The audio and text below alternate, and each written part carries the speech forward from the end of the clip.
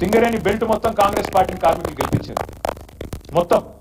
అది కొత్తగూడెం నుంచి మొదలు పెడితే చెన్నూరు కావచ్చు, మంచిర్యాల కావచ్చు, ఇల్లెందు కావచ్చు, సత్తుపల్లి కావచ్చు, భూపాలపల్లి కావచ్చు, మొత్తంగా బెల్లంపల్లి కావచ్చు, మంచిర్యాల కావచ్చు, మొత్తం గెలిపించినారు. రామగుండం కావచ్చు, మంతని కావచ్చు, అంతా గెలిపించారు మిమ్మల్ని. మరి వాళ్ళకి మీరు ఇచ్చే బహుమానం ఇదా? మొన్న మీ రికగ్నిషన్ కోసం జరిగే కార్మిక సంఘం ఎన్నికల్లో కూడా మిమ్మల్ని గెలిపించారు, మీ అనుబంధ సంఘాన్ని మీ అనుబంధ పార్టీని గెలిపించినారు. మరి వాళ్ళకు మీరు ఇచ్చే సమాధానం ఇదా? ఇంకొక మాట కూడా అడుగుతా ఉన్నా, మిత్రులు కూరనేని సాంబశివరావు గారిని, ఏఐటీసీని కూడా అడుగుతా ఉన్నారు. మీరు కార్మికుల హక్కుల కోసం కొట్లాడుతామని చెప్తారు, మీరు రికగ్నైజ్ యూనియన్, ఇప్పుడు మీరు అక్కడ మీరు తప్పకుండా ఈ కుట్రపూరిత వైఖరి ఏదైతే కాంగ్రెస్ పార్టీ అవలంబిస్తున్నదో సిపిఐ కూడా తన వైఖరి చెప్పాలని చెప్పి కూడా నేను డిమాండ్ చేస్తా ఉన్నాను. మీ ఏఐటీసీ కూడా వైఖరి చెప్పాలి. రికగ్నైజ్ యూనియన్ మీరు చెప్పండి, సమాధానం చెప్పండి. 16.9% ఈరోజు బోనస్ కి లాభాల్లో వాటాకి మీరు ఒప్పుకుంటున్నారా? ఒప్పుకుని మీరు గతంలో ఏదైతే కాంగ్రెస్ పార్టీ మోసం చేసిందో అదే మాదిరిగా మీరు కూడా రాబోయే రోజుల్లో కూడా ఇట్లాగే ఉంటారని చెప్పాలి. అవును, కాంగ్రెస్ పార్టీ 2004 నుంచి 14 వరకు 10 ఏళ్లలో మొత్తం ఇచ్చింది 365 కోట్లే లాభాల్లో వాటా. ఇప్పుడు కూడా అట్లే ఉంటది కాంగ్రెస్ పార్టీ అని మీరు అనదలుచుకుంటే నిరభ్యంతరంగా చెప్పండి. చిన్న రెఫరెన్స్ కోసం మీకు చెప్తా ఉన్నా, కార్మికులకు కూడా తెలవాలి కాబట్టి చెప్తా ఉన్నా. మాకంటే ముందు 10 ఏళ్ళు కాంగ్రెస్ ఉన్నది, 2004 నుంచి 14 దాకా.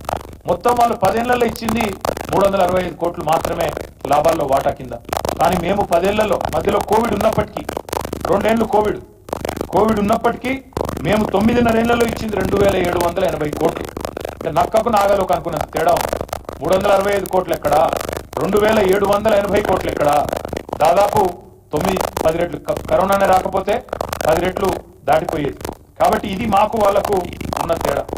నేను ఇంకొక మాట కూడా ఈ సందర్భంగా అడుగుతా ఉన్నా, కేవలం సిపిఐని ఏఐటీసీనే కాదు, నేను ఈ రాష్ట్ర ప్రభుత్వాన్ని అడుగుతా ఉన్నా. మేము ముందే హెచ్చరించాం మిమ్మల్ని, కార్మికులను కూడా ముందే అప్రమత్తం చేసినాం. మీరు కనుక గట్టిగా లేకపోతే, పోరాడకపోతే సింగరేణిని వీళ్ళు అమ్మేస్తారు, ప్రైవేటు పరం చేస్తారని చెప్పినట్టుగానే కేంద్రంలో ఉన్న బీజేపీ సింగరేణిని ప్రైవేటీకరించే ప్రయత్నం చేస్తుంటే దానికి అండగా నిలిచి దెబ్బతీస్తున్నది సింగరేణి సంస్థను కాంగ్రెస్ అనే మాట మళ్ళొక్కసారి నేను అంటా ఉన్నా. కిషన్ రెడ్డి గారు బొగ్గు గనుల శాఖ మంత్రి, ఆయన వేలం పాట పెడితే మా బట్టి విక్రమార్క గారు రాష్ట్ర ఉప ముఖ్యమంత్రి గారు నవ్వుతూ పోయి పుష్పగుచ్చం ఇచ్చి ఆ ఆక్షన్ లో రాష్ట్ర ప్రభుత్వం తరఫున మద్దతు తెలియజేస్తూ ఆక్షన్ లో పాల్గొన్నారు. సింగరేణి భవిష్యత్తును దెబ్బగొట్టే కుట్రలో ఇరు పార్టీలు కూడా భాగస్వామ్యం అవుతా ఉన్నాయి. ఇవన్నీ కూడా మరి మా కార్మిక సోదరులు కూడా గమనించాలని కోరుతా ఉన్నా. ముఖ్యంగా ఈ లాభాల్లో వాటా తగ్గించే పని ఏదైతే ఉన్నదో ఇది ఒక కుట్రగా, తప్పకుండా సింగరేణిని ప్రైవేటీకరించే కుట్రగా, మీ భాగస్వామ్యాన్ని తగ్గించే కుట్రగా, మీ ఆత్మస్థైర్యాన్ని దెబ్బతీసే కుట్రగా సింగరేణి కార్మికులు గుర్తించాలని చెప్పి కూడా నేను కోరుతా ఉన్నా. మరి చివరిగా నేను ముగించే ముందు చేసే విజ్ఞప్తి ఒకటే, మేము తప్పకుండా సింగరేణి కార్మిక సోదరులను కోరుతా ఉన్నాం, మీ ఎమ్మెల్యేలను కలవండి.